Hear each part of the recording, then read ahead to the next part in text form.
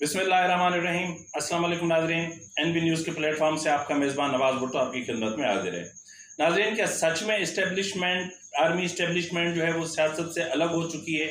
ये एक ऐसा सवाल है जो पहले तो हज़म नहीं हो रहा था, ताहम उसके बाद जो दो चार मामलात ऐसे हैं जिसके बाद जो है वो इस चीज़ पे इसको दिल और दिमाग दोनों शायद कबूल नहीं कर पा रहे हैं। और इसके अलावा नाजरीन, हम बात करेंगे कि इमरान खान का लॉन्ग मार्च आज कहाँ पहुँचा और आखिरी उसका पड़ाव कहाँ तक था, और क्या ये लॉन्ग मार्च जिस तरह जा रहा है, क्या ये इमरान खान इसमें अपने मुतालबात या अपने मकासद मतलब मकासद हासिल कर सकेगा? ये एक बहुत बड़ा सवाल है। और सवाल ये भी है कि क्या इमरान खान जिस तरह घर पे बैठ गया है, और मतलब ठीक है, सियासतदान में एक विल होती है, एक पावर होता है, मतलब ये भी ऐसी कंडीशन भी नहीं है कि इमरान खान वहाँ तक न जा सके, और इमरान खान वहाँ तक जा सकते हैं और जाके वहाँ बुलेट प्रूफ शीशों के नीचे बैठ सकते हैं और लॉन्ग मार्च की खुद भी क़यादत कर सकते हैं, लेकिन इमरान खान ऐसा नहीं कर रहे। तो इसका मतलब क्या है? क्या इमरान खान को इस हमले की आड़ में फेस सेविंग चाहिए थी?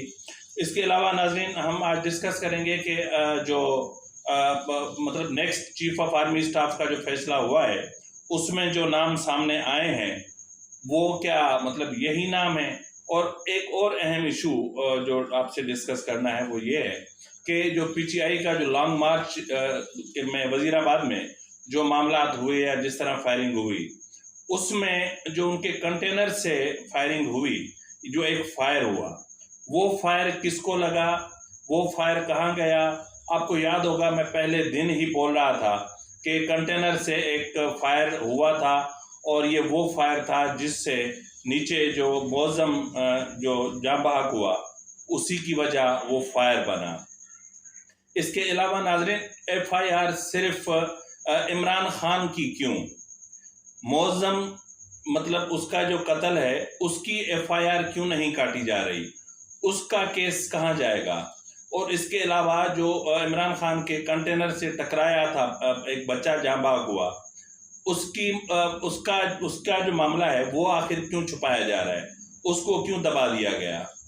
और इसके अलावा जो बंदा एक जो है वो उससे ट्रक से गिरकर जाँ बहक हुआ, ये केसेस आखिर कहाँ जाएंगे? और खातून सहाफ़ी जो थी, उन पे इतना दबाव डाल के उनका तो मुकदमा मतलब नहीं करने दिया गया, लेकिन बाकी केसेस कहाँ जाएंगे? इनको आखिर क्यों इनको फोकस नहीं किया जा रहा? तो नाज़रीन, इन तमाम उमूर पर आज हम डिस्कस करेंगे, तो इसलिए आपसे इल्तमास है कि अगर आपको हमारा चैनल पसंद आए तो मेहरबानी करके इसको सब्सक्राइब ज़रूर कीजिएगा और बेल आइकन दबा दीजिएगा, ताकि आप तक हमारे व्लॉग्स बर वक्त पहुँचते रहें। नाज़रीन, ये मुतअद्दिद मरतबा हम सुन चुके हैं कि बार बार ये कहा जाता है कि जो आर्मी इस्टेब्लिशमेंट है वो न्यूट्रल हो चुकी है और अब उसका सियासत से कोई अमल दखल नहीं है। और ये भी हमने सुना कि आर्मी इस्टेब्लिशमेंट इमरान खान की हुकूमत के खात्मे से 6 महीने पहले न्यूट्रल हो चुकी थी, और मतलब ये सारे मामला तब से चल रहे थे और ख़त्म हो गए हैं। तो बहरहाल इस वक्त जो मामलात हैं वो क्या हैं? मतलब जिस तरह अगर न्यूट्रल हो चुकी, अगर इस्टेब्लिशमेंट न्यूट्रल हो चुकी, तो फिर मिसिंग पर्सनस का जो मामला है आखिर वो हल क्यों नहीं हो रहा? इतनी बड़ी कमेटियां बनी, इतनी बड़ी जो है वो मामलात हुए, और इतने बड़े मामलात यहाँ तक कि हाई कोर्ट इस्लामाबाद तक गए और वज़ीर आज़म तक को तलब किया गया, और वज़ीर आज़म ने वहाँ कमिटमेंट की थी मैडम नारो से, मिसिज़ नारो से, कि आपका जो शोहर है और जो आपका वो इस हेयरिंग से, यानी कल जो पीर के रोज़ हेयरिंग है, उससे पहले घर वापस आ जाएगा। तो बहरहाल वो अभी तक वापस नहीं आया, और उसकी जो मिसिज़ हैं अपना मिसिज़ नारो हैं, उन्होंने मारूफ सहाफ़ी हामिद मीर को एक ट्वीट किया है जिसमें उन्होंने कहा है कि अगर उनका शोहर वापस नहीं आया तो फिर कल वो हाई कोर्ट में अपने सर पे खाक डाल के अदालत में पेश होगी।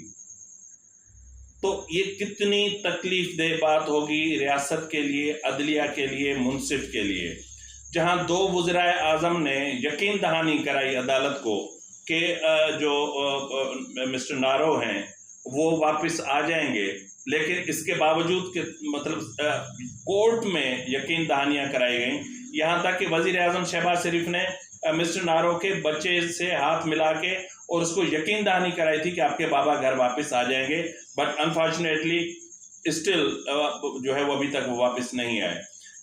यहाँ अभी जो कमेटी बनी हुई, इस कमेटी ने क्वेटा में जाके जो हंगर स्ट्राइक पे बैठे हुए थे या जो एहतजाज पे बैठे हुए थे मिसिंग पर्सनस के लवाहिकीन, उनको जाके यकीन दहानी कराई थी, जिसमें मैडम शाजिया मरी शामिल थी, जिसमें वजीर दाखिला शामिल थे, और उनसे बड़ा गले मिले, उनका एहतजाज ख़त्म करवाया। लेकिन उसके बाद क्या हुआ? ख़त्म, मामला जूं का तूं है। तो आखिर मिसिंग पर्सनस का मामला ख़त्म क्यों नहीं हो रहा? 25,000 अफराद मिसिंग पर्सनस की फहरिस्त में शामिल हैं अनऑफिशियली। ऑफिशियली 5,000 से ज़ायद अफराद मिसिंग पर्सनस में हैं। अभी तक जो है वो मस्शुदा लाशों के मामले ख़त्म नहीं हो रहे। अगर जो है वो इस्टेब्लिशमेंट का किरदार सियासत से ख़त्म हो चुका है तो अली वजीर रुकन असेंबली है, लेकिन इसके बावजूद उसकी ज़मानतें भी हो गई, सब कुछ हो गया, लेकिन वो उसके प्रोडक्शन आर्डर भी जारी होते हैं तो उनको असेंबली तक नहीं लाया जाता, उनको रिहाई तक नसीब नहीं हो रही। क्या वो इतना बड़ा दहशतगर्द है? क्या वो इतना बड़ा मतलब जराइम में मुलविस है? अलकायदा और दाइश में वो रहा है कि उसका जो है वो जो उसको प्रोडक्शन आर्डर नहीं मिल रहे, उसको पार्लियामेंट तक आने तक नहीं दिया जा रहा। आखिर मतलब अगर इस्टेब्लिशमेंट अलग हो चुकी तो छोड़ देना। बलूचिस्तान का मामला सियासी मामला है और इसको सियासी तरीके से सियासी लोगों को हल करने दिया जाए, सियासी जरगा बिठाया जाए, ट्रुथ कमीशन तश्कील दिया जाए ताकि इस मसले को हल किया जाए। इस तरह बगावत बढ़ेगी, इस तरह मसाइल बढ़ेंगे, इस तरह रियासत के लिए दुश्वारियां पैदा होंगी। इस वक्त रियासत में को दुश्वार बनाने की जरूरत नहीं है, इस वक्त मामलात को बनाने की जरूरत है।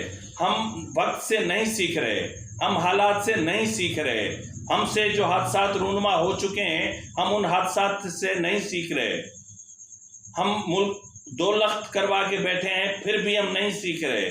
तो बहरहाल हमें सीखना चाहिए, वक्त और हालात से हमें सीखना चाहिए, और जो नहीं सीखता फिर वो पछताता है। तो बहरहाल नाज़रीन, आज आपको पता है कि T20 का वर्ल्ड कप था और उसमें एक कप्तान जो है वो फाइनल हार गया और दूसरा कप्तान भी फाइनल में शिकस्त खोरदा अफराद में शामिल होके और घूम रहा है। बहरहाल इमरान खान का जो लॉन्ग मार्च है वो लॉन्ग मार्च अपने आप में एक सवाल है, पता नहीं है भी कि नहीं है, और इस वक्त इसको लॉन्ग मार्च तो नहीं कहा जा सकता। लॉन्ग मार्च का अपना एक टेम्पो होता है, अपना एक फ्लो होता है, उसके अपने मकासद होते हैं, और ये लॉन्ग मार्च इसके ना तो कोई एम है, ना कोई उसका कोई मतलब मुतालबात है, ना तो कोई ऐसी चीज़ है। और जिस अंदाज में जिस तरह जा रहा है, क्या इस तरह ये अपनी मंजिल तक पहुँचकर क्या हुकूमत को मजबूर कर सकेगा, हुकूमत से अपने मुतालबात मनवा सकेगा, हुकूमत से इंतखाबात की डेट ले सकेगा? चीफ ऑफ आर्मी स्टाफ की तैनाती तो नहीं रुकवा सका।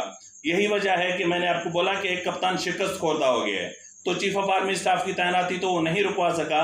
तमाम इसका जो लॉन्ग मार्च है, जैसा कि मैंने कहा कि इमरान खान खुद इतना भी बड़ा मसला नहीं हुआ है कि इमरान खान को अगर लॉन्ग मार्च कामयाब बनाना होता तो इमरान खान खुद कोशिश करते।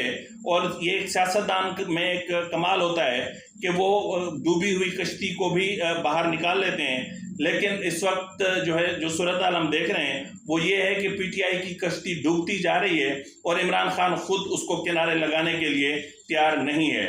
यहाँ तक कि उसने अपने घर को जो है वो पूरा बंकर बना दिया है।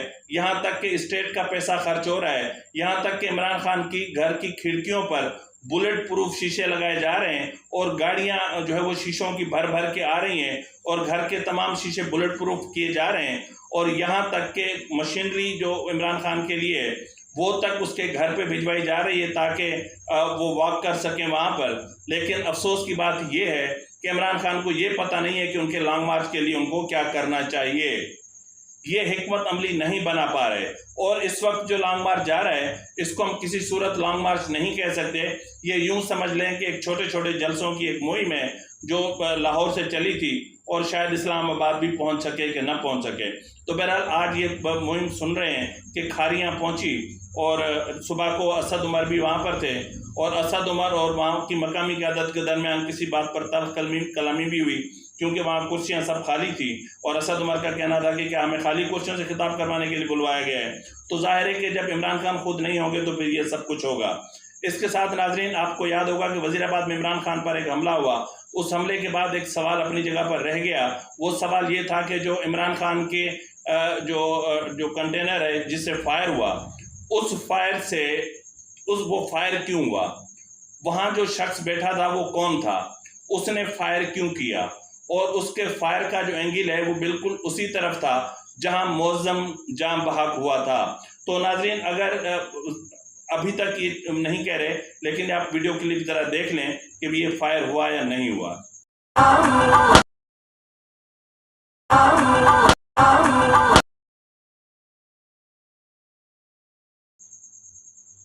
इस फायर के बाद अगर आप खुद अंदाजा लगा सकते हैं कि इस फायर के बाद जो फायर यहाँ से ज़ाहिर नीचे इतने बड़े हुजूम में हुआ तो ये कहीं तो लगा होगा।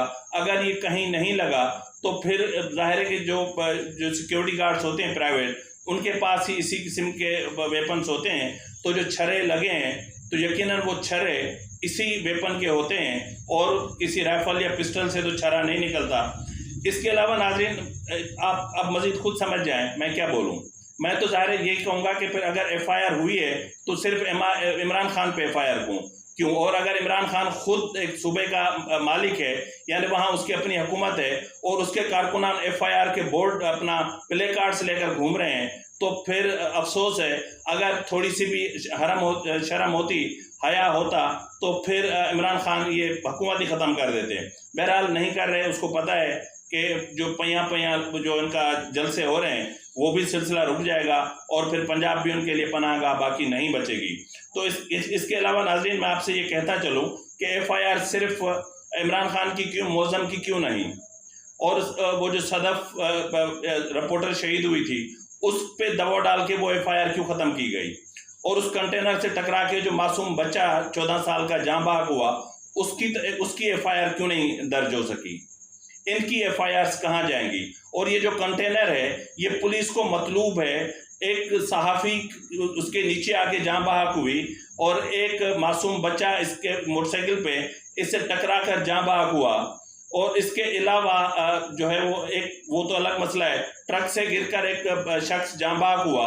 और मतलब जाहिर है कि ये किसी की पब्लिक प्रॉपर्टी तो नहीं है, इसको तो बहाक के सरकार जब्त कर लेना चाहिए, क्योंकि ये हादसात में कंटेनर मुलविस है। और उसके बाद इस पर साने हुआ, फायरिंग हुई, और उसके बाद इस पर FIR कटी, और उसके बावजूद इस कंटेनर पे PTI की क़यादत खड़ी हुई है और ये कंटेनर आगे जा रहा है। बहरहाल हैरत की बात है, और ये कानून के मुंह पे तमाचा है, और कानून को खुद को शर्म आनी चाहिए कि वो उस कंटेनर को प्रोटेक्ट कर रहे हैं जो इस वक्त प्रॉपर्टी है जो है वो 3 केसेस की, तो उसके बावजूद भी ये कंटेनर जा रहा है। बहरहाल नाज़रीन, इस वक्त मैं आपको ये बताता चलूँ कि लंदन में जो मामला या मुज़ाकरात जो भी हुए, 3-4 दिनों तक जो मामला चलते रहे, और यहाँ आपको पता है कि पाकिस्तान में लाहौर के पिंडी के बाद लाहौर के बाद पिंडी के जितने भी खुफिया मुज़ाकरात का सिलसिला चला, वो सिलसिला थम गया, टूट गया, ख़त्म हो चुका, और इमरान खान के लिए मुज़ाकरात के अब बाकी सब दरवाजे बंद हो चुके।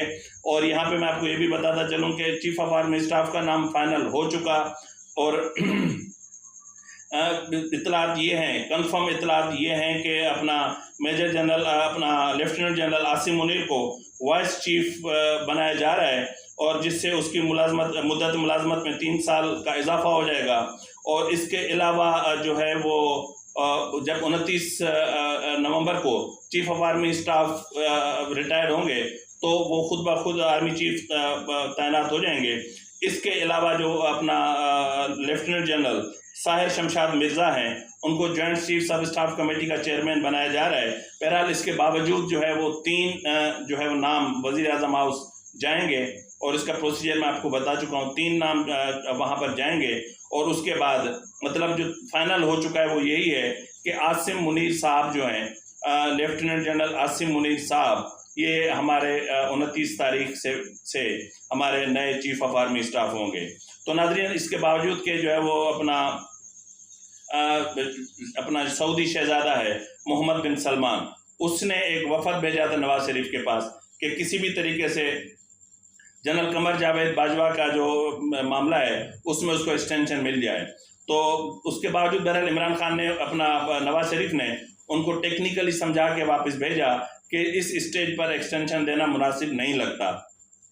तो बहरहाल ज़ाहिरी तौर पे तो ये कहा गया कि उन्हें ये चीज़ बुरी नहीं लगी। ताहम इस वक्त उनका जो दौरा 21 तारीख को यहाँ पाकिस्तान उनको आना था, जिससे आपको पता है कि तकरीबन 21 बिलियन डॉलर की उनको गवादर में इन्वेस्टमेंट करनी थी और कोई 10 अरब रुपए के जो कर्जे हैं वो रिशेड्यूल करने थे, कोई 8-10 हज़ार पता नहीं कितनी नौकरियों का भी कोई एग्रीमेंट होना था। बहरहाल वो भी ख़त्म हो गया। उसकी दो वजूहत हो सकती हैं।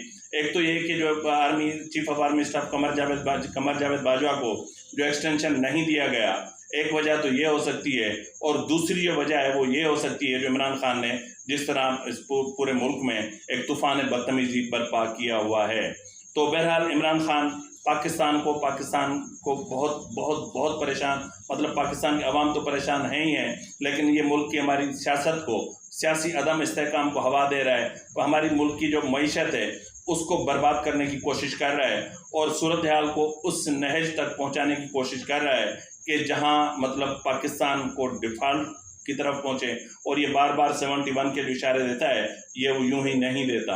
तो नाज़रीन, इमरान खान इस वक्त हमारे मुल्क के लिए, मैं पहले भी कई बार कह चुका हूँ, आज एक बार फिर कह रहा हूँ कि ये हमारे लिए न सिर्फ सिक्योरिटी रिस्क हैं, बल्कि हमारे लिए ये एक लायबिलिटी बन चुके हैं। इमरान खान पाकिस्तान की सियासत के लिए एक लायबिलिटी बन चुके हैं, जिसका लामहल्ला आगे चल के हमें नुकसान ही उठाना पड़ेगा। तो इसी के साथ ही नाज़रीन, अपने मेज़बान नवाज़ भुट्टो को इजाज़त दीजिए। अल्लाह हाफिज़।